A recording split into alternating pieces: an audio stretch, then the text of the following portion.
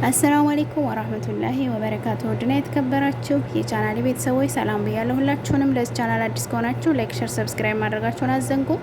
መልካምነት ለራስ ነው። ዛሬም በአዲስ ጠቃሚ ነገር መጥቻለሁ። እሱም ምንድነው? የጥቁር አዝሙድ ዘይት ወይም ሀባስ ሶዳ ለካንሰር እባጮች አንድ የሾርባ ማንኪያ የጥቁር አዝሙድ ዘይት ከአንድ የሻይ ማንኪያ የተፈጥሮ ማር ጋር በመቀላቀል ከቁርስ ግማሽ ሰዓት በፊት ይጠቀሙ።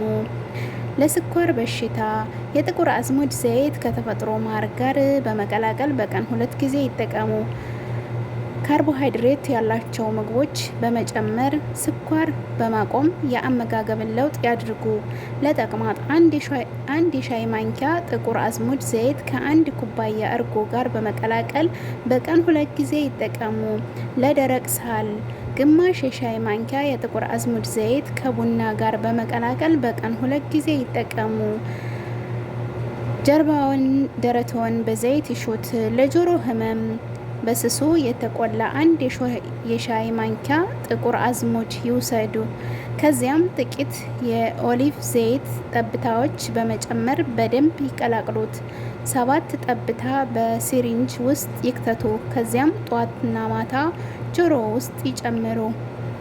ይሄ ለጆሮ ህመም ነው ቤተሰቦቼ፣ ጆሮውን ውስጥ ይጨምሩ። ለአይን ህመምና ለእይታ ችግር ወደ መኝታ ከመሄዶ ግማሽ ሰዓት በፊት የአይን ቆቦን በጥቁር አዝሙድ ዘይት ይሹት።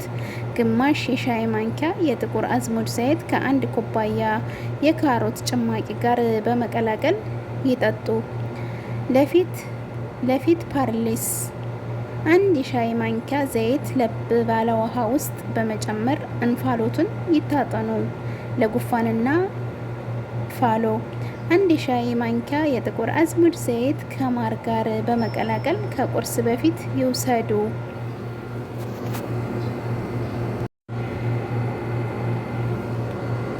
በእያንዳንዳቸው የአፍንጫ ቀዳዳ ውስጥ ጥቂት ጠብታዎችን ይጨምሩበት።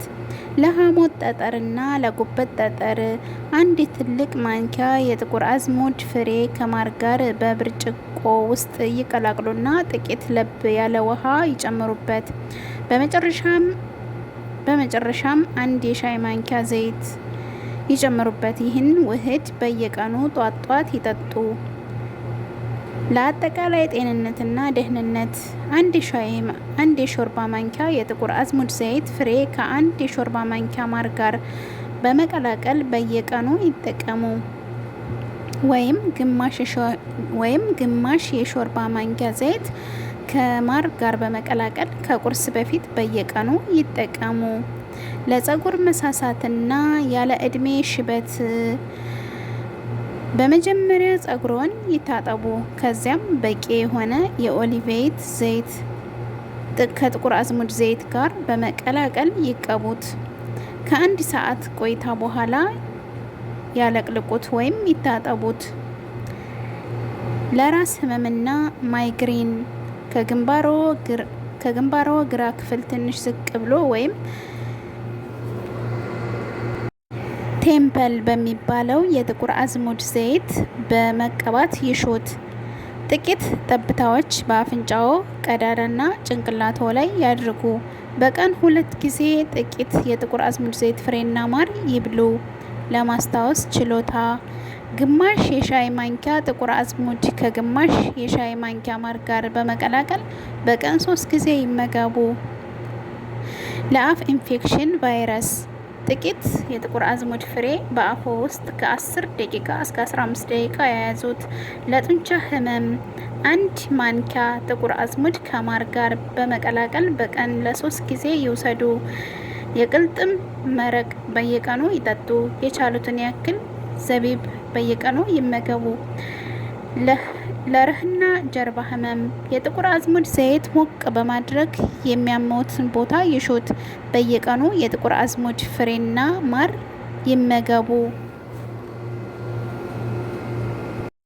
ለሆድ ህመም በአንድ ትልቅ ማንኪያ የጥቁር አዝሙድ ፍሬ ከማር ጋር በመቀላቀል ይጠቀሙ። ጥቂት የፐርሜንት ሻሂ ይጠጡ። ከዚያም የረሃብ ስሜት ከተሰማዎት የተቀቀለ ሩዝ ውሃ ይጠጡ። ለጥርስ ህመምና ድድ ኢንፌክሽን በኩባያ የሎሚ ጭማቂ በማድረግ ጥቂት የጥቁር አዝሙድ ፍሬ ይጨምሩበት። ከዚያም ያፍሉት። ከዚያም የፈላውን ሎሚ ቀዝቀዝ ሲል በዚህ ውህድ ፈሳሽ አፎን ይጉመጥመጡ። የዛሬው መረጃዬ ውድ ቤተሰቦቼ ይሄንን ይመስላል።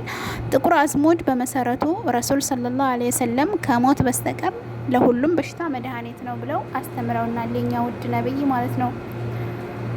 እናም ጥቁር አዝሙድ ወይም ደግሞ ሀባስ ሶዳ ወይም ደግሞ በረካ በአረቦች ሀባስ ሶዳ በረካ ብለው የሚጠሩት ለብዙ ነገር በጣም ጠቃሚ ነው።